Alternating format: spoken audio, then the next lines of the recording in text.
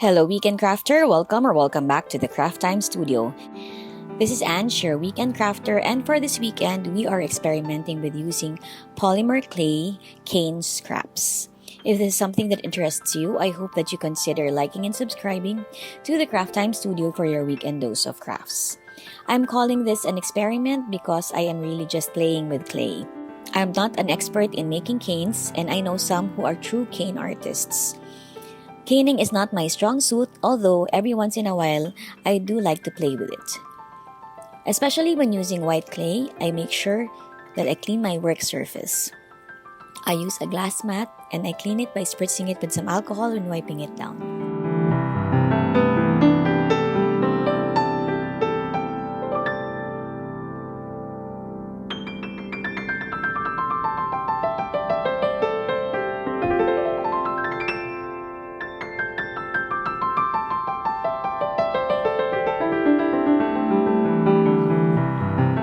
I'm flattening my white base into the number 3 setting on my ruler.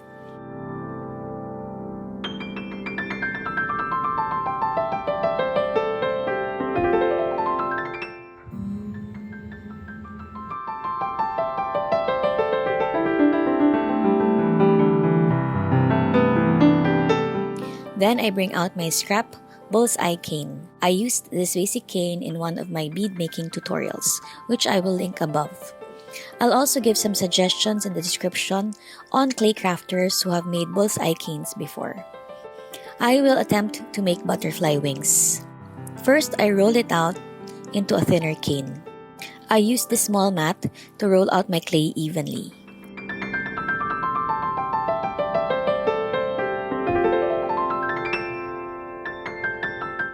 Then I begin to taper one side to get this teardrop shape.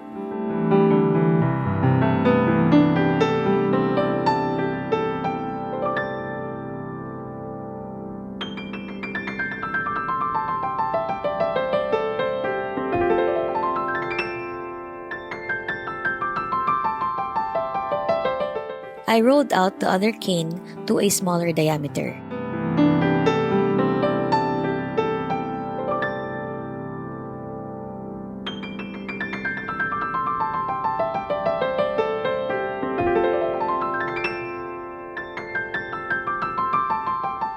I again tapered one side. I placed the tapered ends together.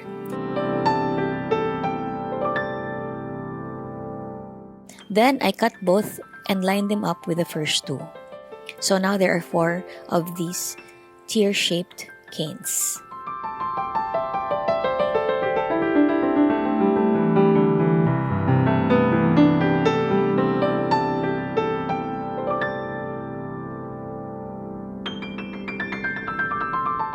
Finally, I roll them out all together.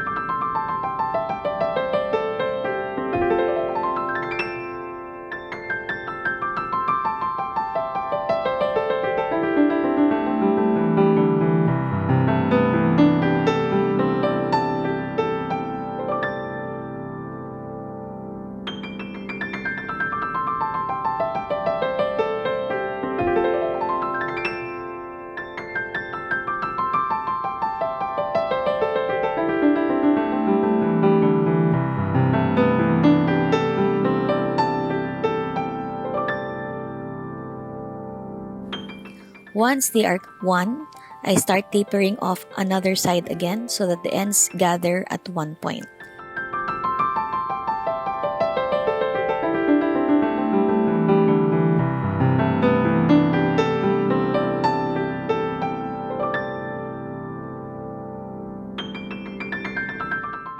I cut them in half and then place them together. So it's basically a lot of cutting in half and placing together, especially since this is a scrap cane.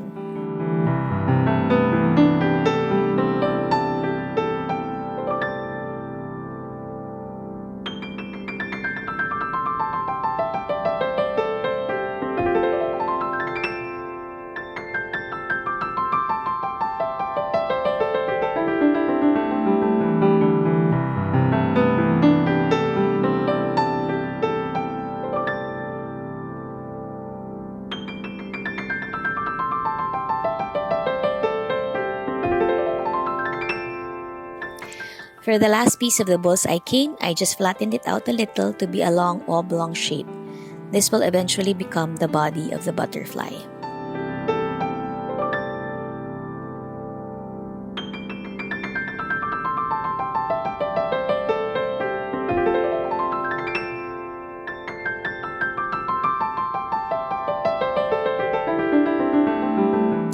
Now I start cutting the cane into thin slices and positioning the wings on my base clay.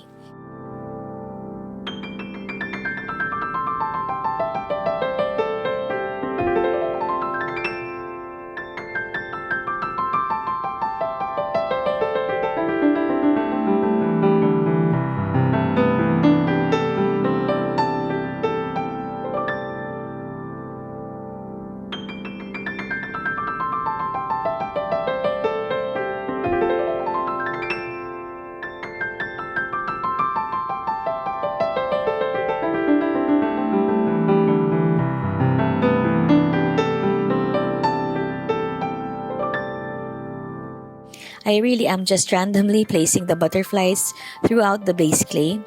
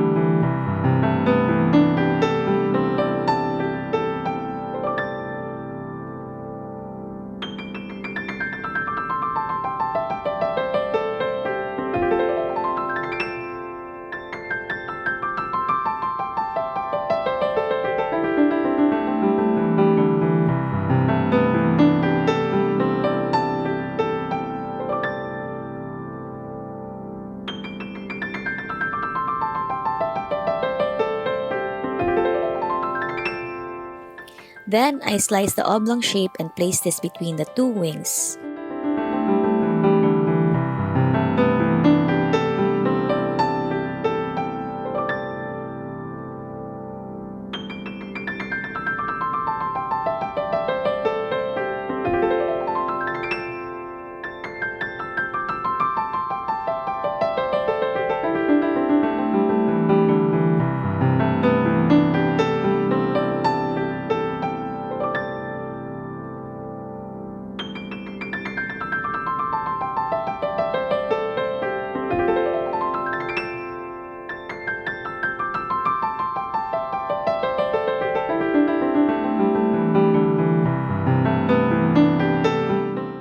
I also roll out my black clay into thin snakes to make the antenna.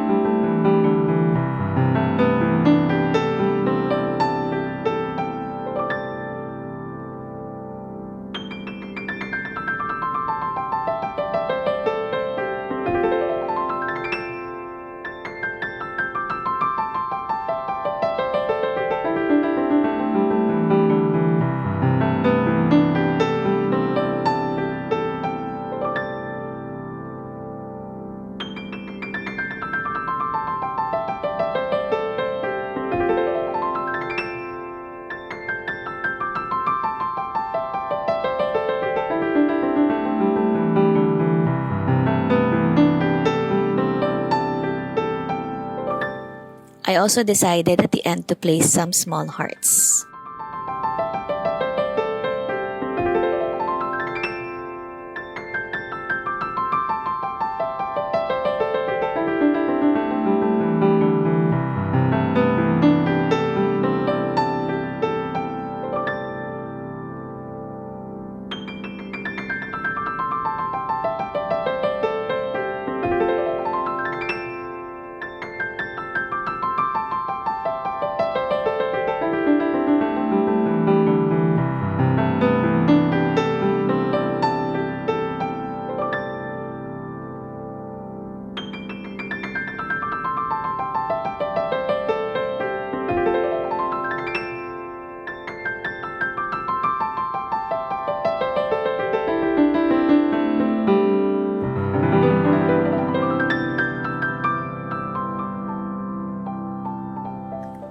Once I cut into the slab, I wanted to make the wings pop out, so I sliced a few more wings. I dabbed some liquid clay at the side of the body and carefully placed the wings on top of the original ones, making sure that the ends are secure.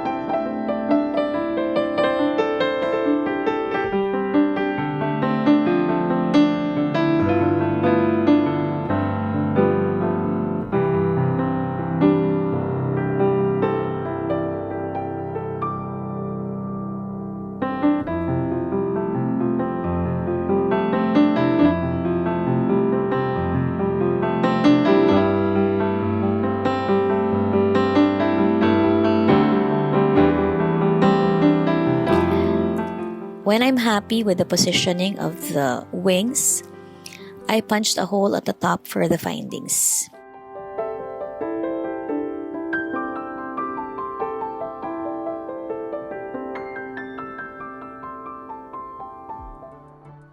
Even though this is just an experiment and it could have gone any which way, I was really glad that I was able to use the scraps and make something that I like.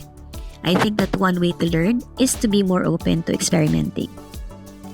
So I hope that you enjoyed watching me learn, and I hope that you learned with me. Have a crafty weekend. Bye!